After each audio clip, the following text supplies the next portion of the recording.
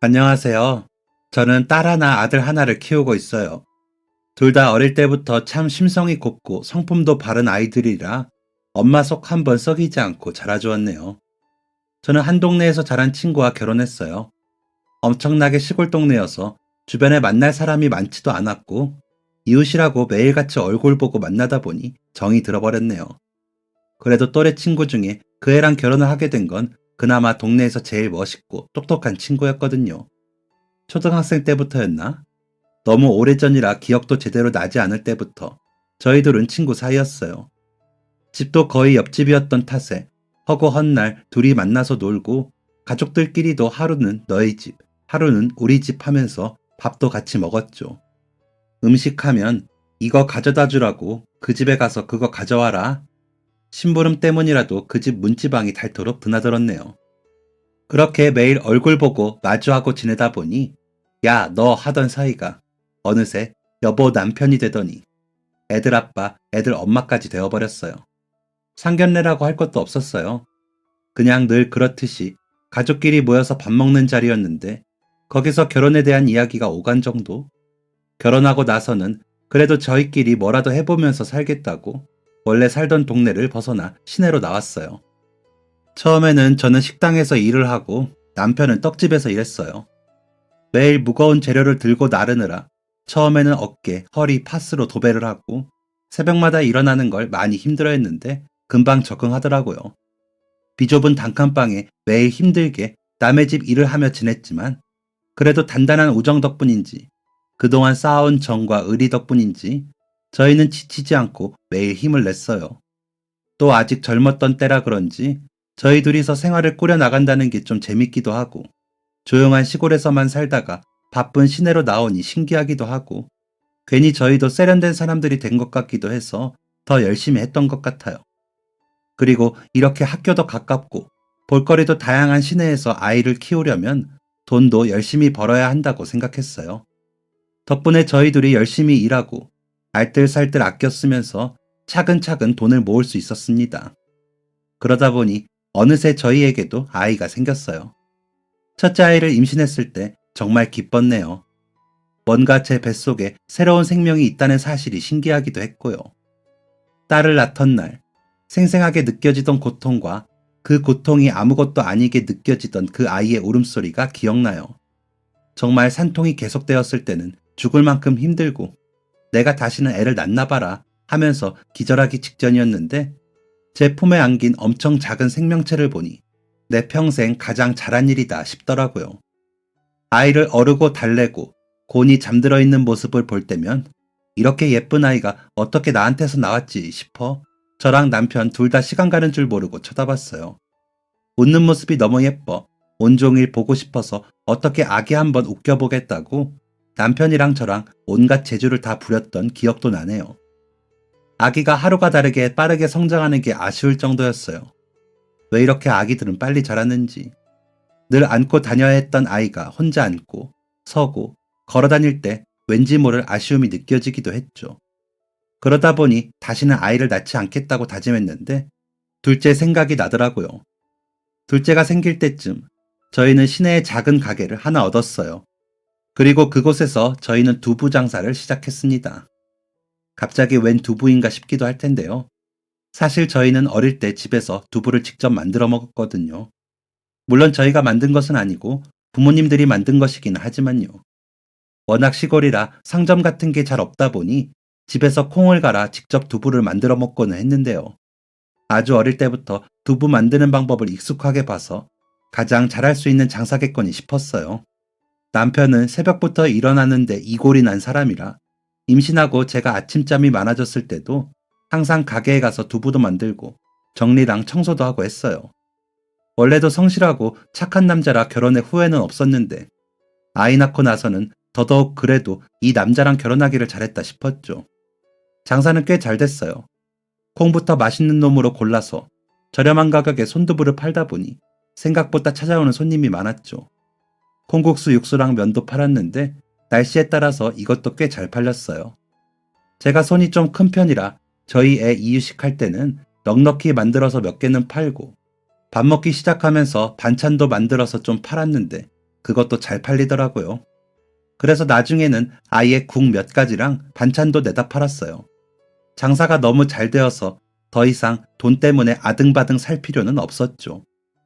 애들 둘 다 얼마나 착한지 제가 가게 하느라 바쁜데 떼쓰거나 칭얼거린 적도 없어요. 물론 아들 녀석이 막내인데다가 조금 어릴 때는 떼를 쓰더니 첫째인 누나가 워낙 야무지게 보살펴서 크게 힘들지 않고 지나갔어요. 우리 첫째는 제가 하도 입이 마르고 닳도록 칭찬을 해서 다들 이제는 귀에 딱지가 앉을 정도라고 하는데요.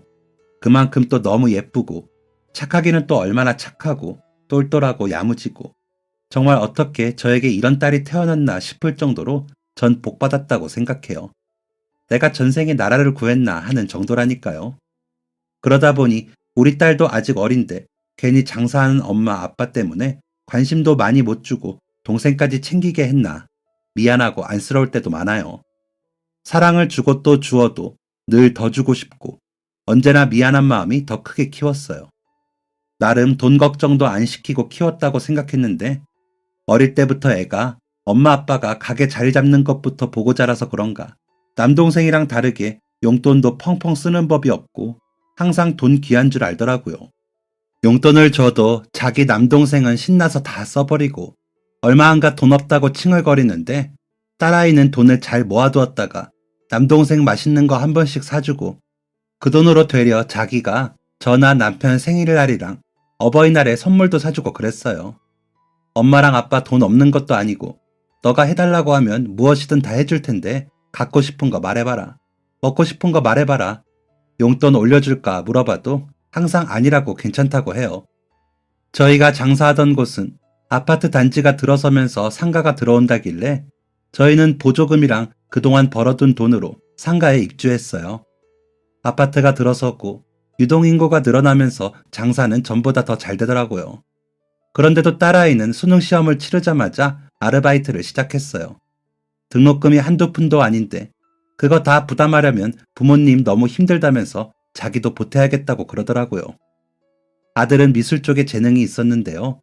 딸아이는 미대 입시 준비하려면 돈도 많이 든다면서 걱정하더니 대학 내내 아르바이트를 하고 성적 장학금을 받아서 학교에 다녔어요. 졸업하고는 꽤 큰 유치원에 교사로 일하게 됐고 일하면서도 생활비랑 막내 학원비에 보태쓰라며 돈도 주고 종종 동생 녀석 데려다가 맛있는 것도 사 먹이고 용돈도 주고는 했어요. 워낙 누나가 어릴 때부터 어른스럽고 자기 할 일은 똑부러지게 하다 보니 그래도 아들 녀석도 막내라고 철없이 행동하다가도 누나를 보고 배우는 점도 많았는데요. 특히 시간 약속과 관리 하나는 누나에게 매번 혼이 나면서까지 배우다 보니 고등학교 들어가서는 지각 한 번 없이 혼자서도 학교에 잘 가더라고요. 또 사춘기 질풍노도의 시기에도 누나가 말 몇 마디 했더니 금방 정신 차리고 다시 미술이랑 공부에 집중하기도 하고요. 워낙 제 누나가 자기 일도 똑바로 하니까 차마 너나 잘해라 이런 말도 못하고 또 본보기를 제대로 보여주며 모범이 되어주니까 길을 잃지 않고 잘 따랐던 것 같아요. 제 말은 잘 안 들어도 항상 누나 말이라면 잘 따르고 좀 자라서는 누나 정말 대단하다고 존경스럽다고 할 정도죠. 그랬던 아이가 대학 졸업하고 직장 생활하다가 어느 날 웬 남자 하나를 데려왔어요. 며칠 전에 소개해줄 사람이 있다고 저희 가족을 모아두고 이야기하길래 온 가족이 갑작스럽게 뜨악 싶었는데 또 나이도 있고 우리 딸 참 착하고 예쁘니 좋다는 남자 하나 없겠나 싶기도 했어요. 일단 알겠다고 하기는 했는데 그 전에 연애한다는 티도 내지 않던 아이가 갑자기 우리한테 소개를 해주겠다고 하니 이거 보통 일이 아니다 싶었죠. 그랬더니 며칠 동안 잠도 제대로 안 오고 남편이랑 둘이서 어떤 놈일까 궁금해하면서 차마 꼬치꼬치 물어보지도 못하고 약속날까지 전전긍긍했습니다. 그리고 드디어 약속날 근처 식당에서 밥을 먹기로 하고 먼저 도착해 자리에 앉아있는데 어찌나 심장이 콩닥콩닥 뛰는지 제 상견례 날보다 더 떨리더라고요. 아들 녀석도 긴장했는지 연신 와이셔츠 깃을 정리하고 또 정리하며 혹시 이상하거나 별로인 사람이면 어떡하지? 누나한테 만나지 못하게 할 수 있나? 하며 걱정을 지레 삼키더라고요. 문이 열리고 딸아이와 한 남자가 들어오는데 훤칠한 키에 서글서글한 인상에 귀여운 미소가 매력적이더라고요. 아주 순박하게 웃으면서 인사를 하는데 목소리도 시원시원하고 예의 바르고 인상이 너무 좋았어요. 역시 내 딸이 야무지긴 야무지다. 어디서 저런 친구를 데리고 왔을까 싶더라고요. 이야기를 나눠보니 남자분은 해외에서 살다가 영어를 전공하고 아이들을 대상으로 영어로 체육 활동을 가르치고 있다고 해요. 다니는 회사에서 여러 유치원과 연계하여 수업을 다니는데 그중 한 유치원이 저희 딸아이가 일하는 곳이라 수업하러 다니며 인연을 쌓았다고 하더라고요. 아버지는 어릴 때 돌아가셨고 어머니와 중고등학생 시절 미국에서 잠깐 살았는데 그때 어머니께서 교통사고로 돌아가시면서 다시 한국으로 들어와 친척집에서 살았다고 하더라고요. 어린 나이에 부모님 두 분 다 돌아가셨다는 이야기를 아무렇지 않게 구김없이 이야기하는 모습이 참 좋았어요. 부모님이 일찍 돌아가시기는 했지만 그러면서 책임감도 늘고 배운 점들도 많았다고 하더라고요. 아이들 가르치는 일을 해서 그런지 말도 참 잘하고 친근감 있고 사교성도 좋았어요. 그리고 이야기를 나눠보면 나눠볼수록 사람이 참 내면이 단단하고 온화하다는 인상이 들더라고요. 식사하는 동안 우리 가족들은 왜 우리 딸이, 우리 누나가 저 사람을 소개하러 데려왔는지 알겠다 싶었죠. 성격도 참 좋은 그 친구는 식사를 다 마칠 때쯤 이렇게 이야기하더라고요. 오늘 저 만나신다고 이렇게 예쁘고 멋지게 차려입으셨는데 바로 집에 들어가시면 아쉬우시겠어요. 제가 모실 테니까 같이 드라이브 겸 산책도 좀 하다가 들어가시면 어떠세요? 예의상 한 빈말이었던 아니던 그렇게 이야기해주니 참 기분이 좋더라고요. 저희는 됐다고 젊은 사람들 시간 뺏어서 뭐하냐고 나온 김에 둘이 데이트하고 들어가라며 거절했어요. 그랬더니 자기들은 언제든 만나서 데이트할 수 있지만 저희는 자영업하는 사람들이라 시간 내기 어려우니 이럴 때 같이 시간 보내자며 저희를 끌고 가더라고요. 그래서 어쩌다 보니 근처로 드라이브도 하고 산책도 하고 점심에 만나서 저녁까지 같이 먹고 헤어졌어요. 막내 녀석도 그 친구가 꽤 마음에 들었는지 형 하면서 이것저것 말도 많이 걸고 잘도 쫓아다니더라고요. 같이 시간을 보내보면 볼수록 참 괜찮은 친구다 싶었어요. 흐뭇하게 바라보고 있었더니 딸내미가 가까이 와서 팔짱을 끼며 저희 부부에게 그러더라고요. 어때? 괜찮아? 내 신랑감으로는 어때? 이런 건 어른들 말을 잘 들어야 한다더라. 에이, 한 번만 만나봐서 어떻게 하냐. 그래도 인물은 훤하고 성격은 좋구만. 남편은 툴툴거리며 말하면서도 내심 마음에 든다는 티를 냈어요. 저는 두말할 것 없이 찬성이었고요. 그 뒤로 1년 정도 연애를 더하니 결혼 준비하기 시작했어요. 결혼식은 둘 다 직장인이고 그동안 모아둔 돈이 있다며 저희 도움 안 받고 자기들끼리 알아서 돈을 모아서 한다고 하더라고요. 저희는 그래도 하나뿐인 딸내미 결혼식인데 어떻게 빈손으로 보내냐고 너 결혼하면 보태주려고 모아둔 돈 있으니 받으라고 했어요. 그랬더니 자기가 그 돈 받아서 가져가면 부모님 안 계시는 남편은 얼마나 기가 안 살고 불편한 마음이 들겠냐고 자기들끼리 하려고 그동안 준비도 다 해놔서 괜찮다고 하더라고요. 그래도 부모 마음이 어디 그런가요? 내 자식 결혼한다는데 뭐라도 해주고 싶고 보태주고 싶은 마음이죠. 그래도 평소 딸아이 성격을 아니까 차마 더 강요는 못하고 그 돈은 나중에 집에 가구 살 때라도 쓰게 해주려고 모아두었어요. 결혼 사진도 자기들끼리 놀러 다니며 셀프로 찍고 옷도 다 저렴한 걸 사거나 대여했다고 하더라고요. 결혼식장도 다른 것보다 음식 맛 좋은 거로 야무지게 고르고 예식에 입을 드레스도 무슨 인터넷에서 저렴한 걸 구입했다고 해요. 결혼식에 들어가는 비용은 거의 최소로 진행하고 대신 직장은 일터랑 가까운 곳에 깔끔한 집으로 골랐더라고요. 아이 생겨서 급하게 이사할 곳 알아보려면 여유 갖고 찾기 힘들 수도 있다며 나중에 아이 낳을 거 생각해서 방 2개짜리 집으로 계약했다는 걸 듣고 역시 우리 딸아이 참 야무지다 싶었죠. 엄마 아빠가 자기들 낳고 행복하게 사는 모습 보고 자기도 꼭 아이는 2명 정도 낳고 싶다고 하더라고요. 자기가 너무 좋은 부모님 밑에서 자라서 자기 역시도 좋은 부모님이 될 수 있을 것 같아서 아이도 빨리 낳고 싶다고요. 계획은 결혼하고 1년 정도 뒤에 낳는 거라고 했어요. 결혼식이 끝나고 신혼여행은 유럽으로 다녀왔는데 여행보다 경험이 더 중요하다며 거의 배낭여행을 하다시피 다녀왔다고 하네요. 처음에는 저희가 돈을 보내줄 테니 다른 사람들 많이 가는 하와이나 괌, 발리 이런 데 가서 리조트에서 수영도 하고 마사지도 받고 오라고 했는데 이미 다 계획해둔 게 있다면서 거절하더라고요. 유럽 가서 고급 호텔도 아니고 저렴한 숙소에서 묵고 온종일 걸어 다니느라 고생도 했지만 그래도 그렇게 힘들게 여행하면서 서로 더 돈독해지고 힘든 상황에서 서로가 어떻게 대처하는지도 알 수 있어서 정말 좋은 경험이었다고 하니 어쩔 수 없죠. 두 사람은 결혼해서도 돈독하게 잘 살았어요. 한 달에 두세 번 정도는 우리 집에 와서 같이 밥도 먹고, 사위는 혼자서 우리 집에 와서 막내 영어 공부를 봐주기도 하고, 딸아이 몰래 왔다며 가게로 찾아와서 일손을 돕거나, 지나가는데 생각나서 샀다며 맛있는 케이크나 과일 같은 것을 사들고 오기도 하고요. 마치 사위가 아니라 아들이 하나 더 생긴 기분이었어요. 딸아이는 결혼하고도 다니던 직장을 계속 다녔는데요. 아이 생기면 돈이 더 필요하다면서 직장 퇴근하고 나면 집에서 재택으로 부업 알바를 또 하더라고요. 남편이 벌이가 적은 것도 아니고 너도 월급이 아이를 못 키울 정도로 작은 것도 아닌데 뭐하러 그렇게까지 애를 쓰냐 했더니 아이 낳으면 육아휴직으로 직장 생활도 당분간 못할 텐데 미리 모아둬야 한다고 하더라고요. 그리고 남동생이 미술 하는 거 보니 자기 아이도 예체능 한다고 하면 돈 많이 들 것 같다며 젊을 때 미리 모아둬야 한다고 하네요. 아이고, 저도 제 딸이기는 하지만 야무지고 알뜰함을 넘어서 억척스럽다 싶어요. 그러더니 아이 낳은 친구들 보니까 체력도 중요하다고 한다면서 본격적으로 아이 계획하면서부터는 퇴근하고 집 앞 공원에서 운동도 시작했다고 하더라고요. 아기가 3, 4kg씩 나가는데 매일 어르고 안고 하려면 근력이 필요하다면서요. 그러면서 아기 드는 연습한다고 비슷한 무게로 아령 사서 집에서도 운동을 열심히 한다고 하는데 아이고, 원래도 준비성 철저한 건 알았지만 우리 딸을 누가 말릴까 싶네요. 그렇게 열심히 준비했는데 안타깝게도 결혼하고 2년이 넘어가도록 아이가 생기지 않았어요.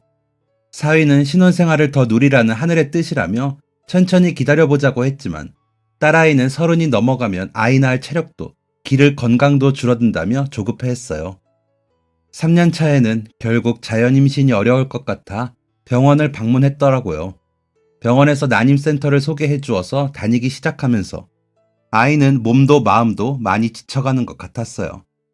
옆에서 힘이 되어주고 싶었지만 어떻게 위로를 해주어야 할지 모르겠어서 저희는 그냥 묵묵히 자주 딸아이 집에 가서 밥도 챙겨주고 반찬도 해서 가져다주고 함께 시간을 보내며 곁을 지켜주는 것밖에 할 수 없었죠.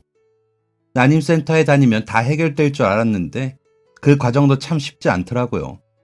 난임센터에 갔다고 해서 아이가 갑자기 뿅 하고 생기는 것도 아니었거든요. 계속해서 병원에 다니고 검사를 받고 무슨 주사도 맞아야 한다고 하는데 그 과정들이 몸에도 엄청나게 무리를 준다고 해요. 그래서인지 딸애는 점점 더 힘들어 보이더라고요. 그렇게 센터에 다닌 지 1년이 넘도록 별다른 소득이 없었어요. 그렇게 당당하고 야무지던 아이의 모습은 어디 갔는지 옆에서 지켜보는 가족들도 사위도 안타까워서 어떻게 해야 할지를 몰랐죠. 계속해서 시간만 하염없이 흐르고 더 이상 가족들의 응원도 딸아이에게는 들리지 않는 것 같았어요. 엎친 데 덮친다고 하나요? 설상가상이라는 말이 있을 정도로 시련은 시련 위에 겹치고는 하죠.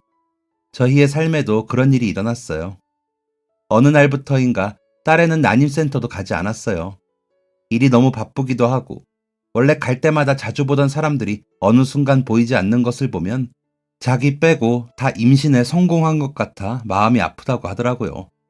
다른 사람들은 다들 거기에서 임신해서 희망을 찾아가는 것 같은데 그렇게 오래 다녔는데 자기는 늘 제자리인 것 같다고요. 지금 생각해보면 그 시기가 일종의 우울증이었던 것 같아요.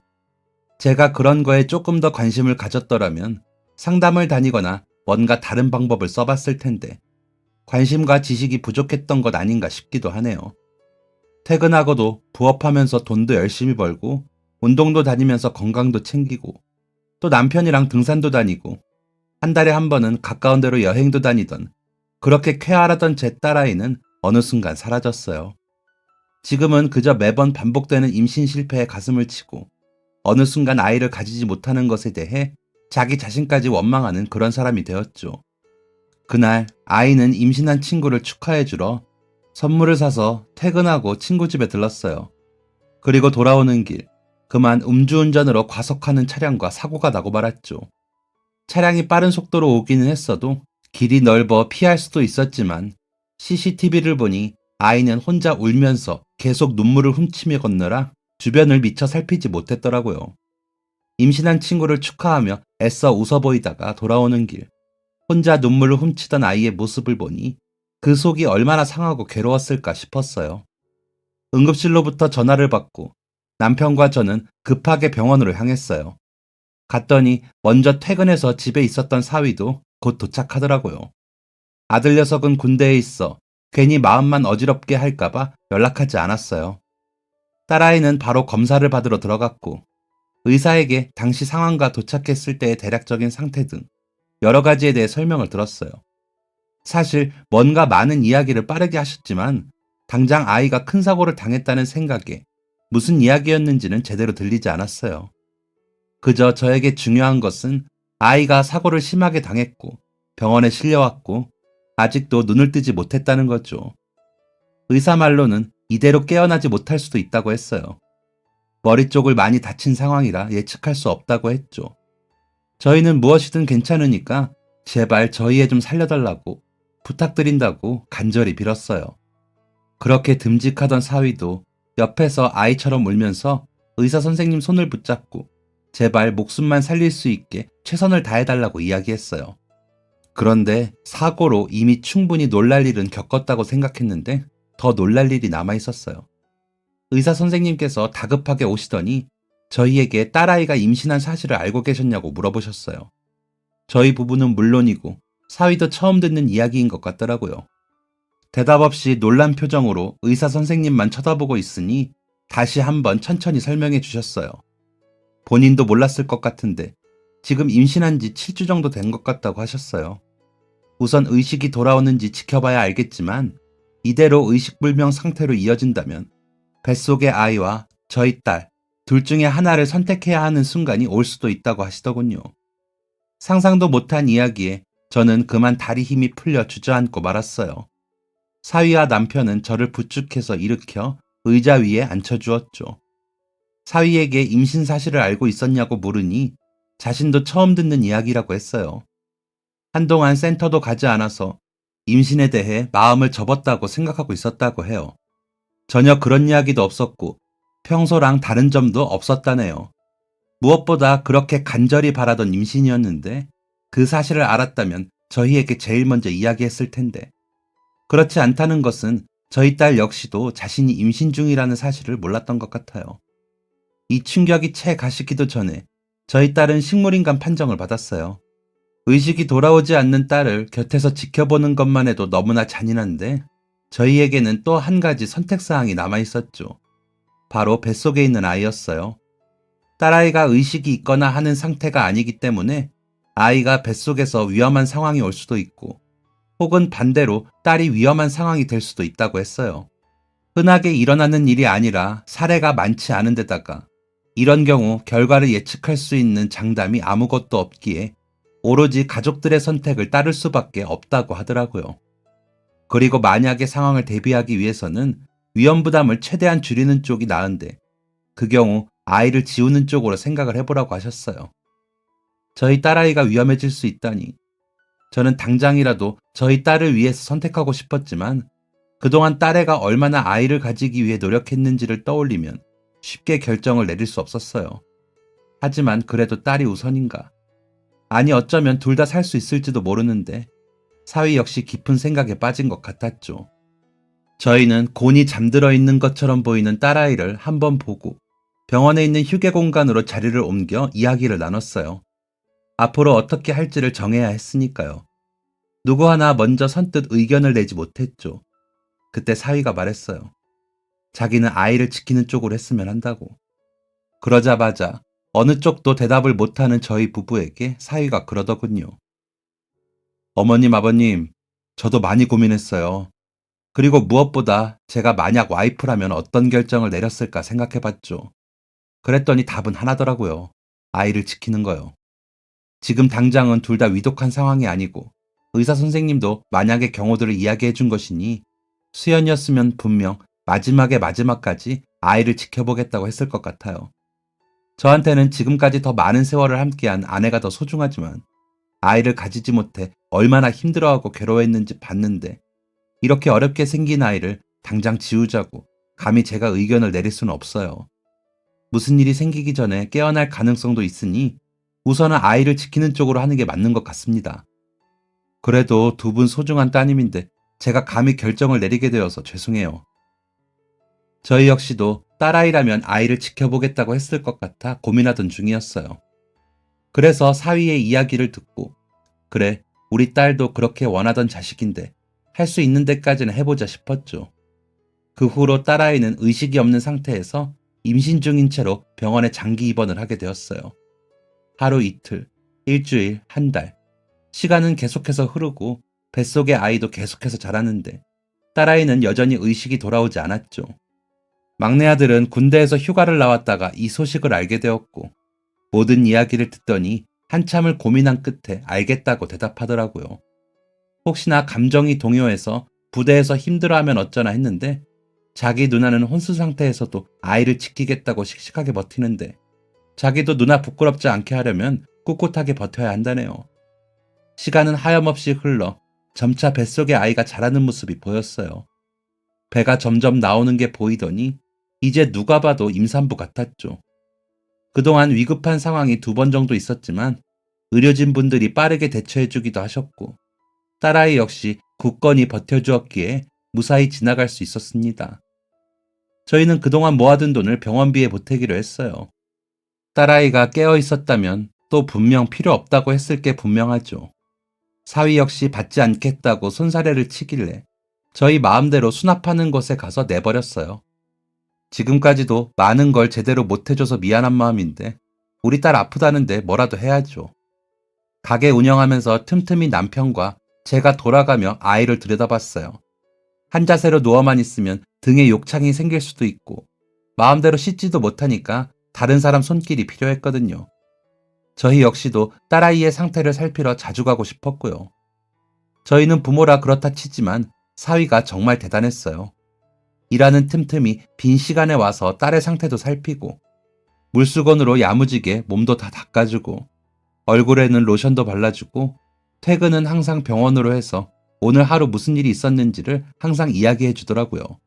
마치 딸애가 지금 의식이 있는 것처럼 수업한 내용도 들려주고 유치원에서 아이들이 빨리 나으라고 적어준 편지들도 보여주고 읽어주고 정말 지극정성이라는 말 말고는 표현할 수 없었어요. 힘들다고 집에 가서 좀 쉬라고 이야기해도 싫다고 하네요. 자기는 어릴 때 아버지, 어머니 모두 마지막 인사할 틈도 없이 돌아가셔서 와이프가 죽을 거라고는 생각 안 하지만 혹시 어떻게 될지 모르니 최대한 많은 시간을 마지막까지 함께하고 싶다면서요. 그리고 드디어 출산일이 왔어요. 여전히 의식이 없는 상태였기에 출산은 제왕절개로 시도하기로 했습니다. 날짜와 시간이 정해지고 막내도 전역한 상황이라 출산일에 사위를 포함해 온 가족이 손을 모으고 수술실 앞에서 대기했어요. 제발 안 좋은 소식은 들리지 마라. 제발. 나쁜 소식은 지난번이 마지막이기를 간절히 바랐죠. 저희의 간절한 마음이 통한 덕분일까요? 수술실 안쪽에서 갓난아기 울음소리가 들려왔어요. 제발 둘 다 건강하게 나오기를 간절히 빌던 중 의사 선생님이 오셔서 상황을 설명해 주시더군요. 우선 아이를 예정일보다 일찍 출산했기에 인큐베이터로 보낼 거고 산모도 아이도 다행히 모두 무사하다고요. 이 소식을 얼마나 간절히 기다렸는지 우리 가족들은 모두 의사 선생님 앞에 절을 하듯이 고개 숙여 인사하며 정말 감사하다고 몇 번이나 고개를 숙였어요. 그리고 인큐베이터실에 있는 손자를 잠깐 볼 수 있었는데요. 이제 막 태어나기는 했지만 왠지 제 엄마를 쏙 빼닮은 것 같더라고요. 사위도 아이를 보더니 와이프랑 똑같이 생긴 것 같다며 웃더라고요. 아이가 태어나고 저희의 삶은 더욱 바빠졌어요. 여전히 깨어나지 않은 딸도 챙겨야 하고 갓 태어난 아이도 챙겨야 했죠. 다행히 아이는 조금 이르게 태어났음에도 아픈 곳 하나 없이 건강했고 그 덕에 인큐베이터에서 몇 주 더 회복하고 무사히 퇴원을 할 수 있었습니다. 아이는 너무너무 예뻤어요.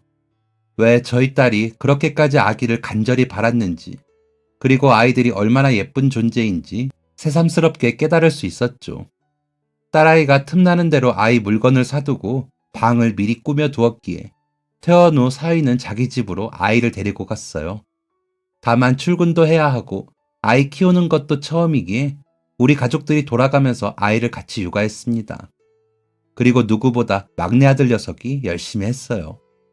인터넷으로 아기를 돌보는 방법들도 배워오고 그 싫어하던 책도 읽어가면서 아이를 야무지게 돌보더라고요.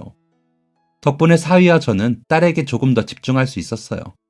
사위는 아기 사진과 동영상을 매일 찍어서 딸아이에게 보여주었어요. 오늘은 분유를 얼마나 먹였는지, 응가는 몇 번을 하고 잠은 몇 시간을 잤는지 매일매일 보고하듯이 이야기도 해주었죠. 그리고 예방접종이나 병원 진료를 할 때마다 딸아이 옆에서 아기를 보여주기도 했어요. 슬슬 아이가 외출이 가능해지자 거의 매일 병원으로 아이를 데리고 다녔죠. 그 마음이 얼마나 간절했는지 사위는 집에서도 아이에게 딸아이 사진을 수시로 보여주면서 봐, 엄마야, 엄마. 엄마 너무 예쁘지? 따라해봐, 엄마. 하며 엄마에 대해서 계속 알려주더라고요. 딸아이가 깨어나지 않는 상태가 길어지면서 가족들은 마음이 초조해졌어요. 이대로 영원히 깨어나지 못하면 어떻게 하나 싶은 불안이 슬슬 찾아왔거든요. 병원에서 마지막 결정을 하라고 하면 어떻게 하지? 의사 선생님이나 간호사님이 저희를 찾을 때마다 그런 불안이 밀려왔어요. 그리고 어느 날 사위로부터 다급하게 전화가 왔어요.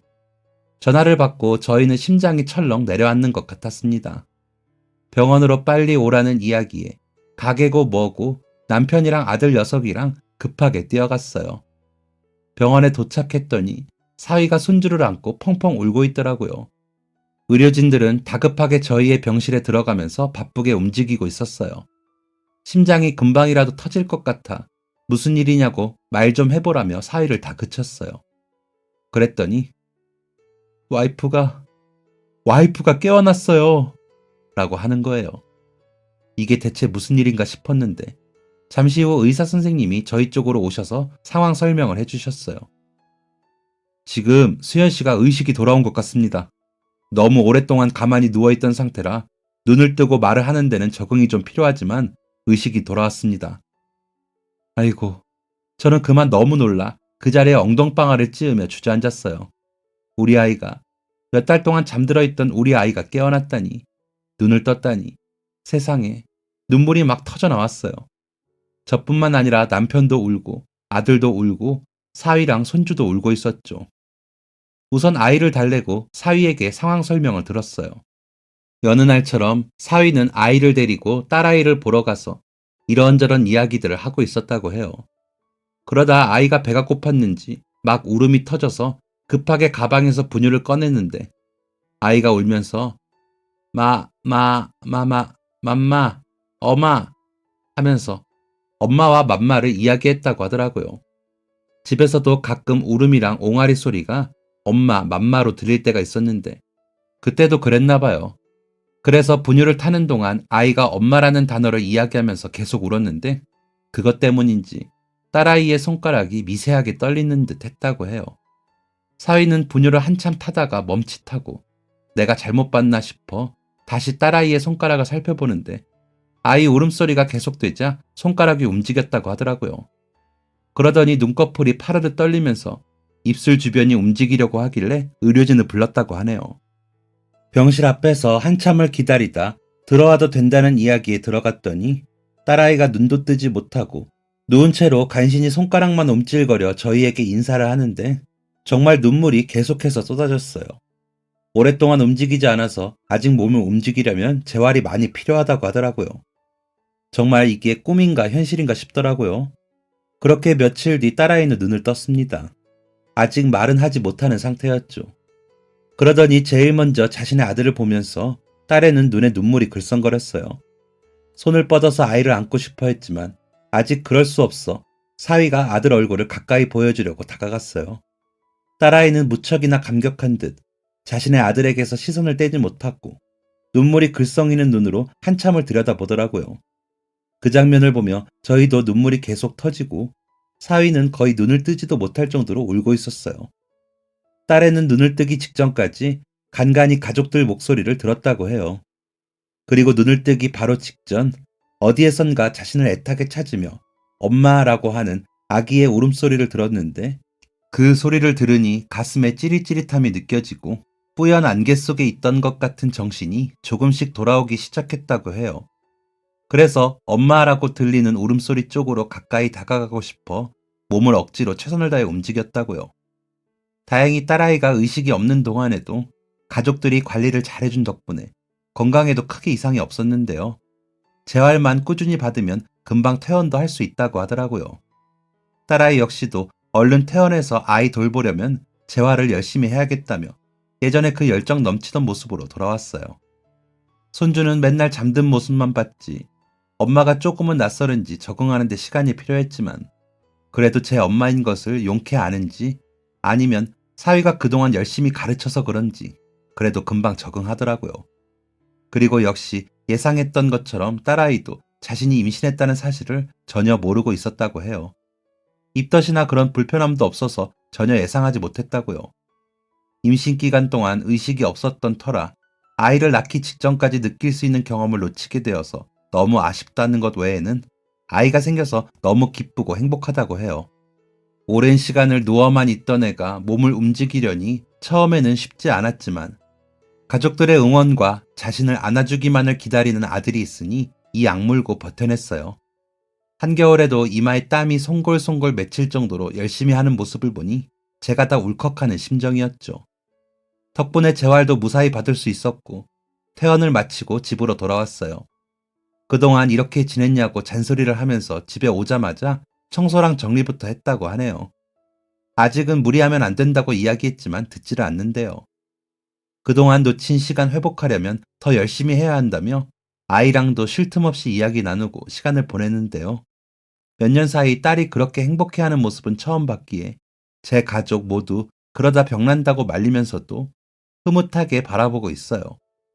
열정이 넘치는 엄마 덕분인지 아이는 또래와 비교하면 말도 빠르고 건강하고 기고 걷는 것도 다 빠른 아주 똑똑이인데요. 그렇게 태어났을 때부터 아빠가 지극정성으로 돌봐주고 삼촌이랑 할머니, 할아버지가 자기를 키워줬는데도 엄마만 졸졸 쫓아다니는 엄마 껌딱지가 되었어요. 내심 서운하기는 하지만 그래도 엄마가 제일 좋을 때지 싶네요. 이제는 두 돌이 지났는데 벌써 말도 얼마나 야무지게 하는지 몰라요. 혹시나 다른 건강에 이상이 있을까 몇 달은 걱정을 많이 했는데 다행히 딸아이도 아직까지 별다른 건강에 이상이 없어요. 오히려 이제 아이 엄마니까 건강해야 한다면서 운동도 열심히 하고 영양제도 잔뜩 챙겨 먹고 있네요. 자기는 두 번째 삶을 살게 되었다고. 기적적으로 살게 된 두 번째 삶은 정말 잘 지켜낼 거라고 하네요.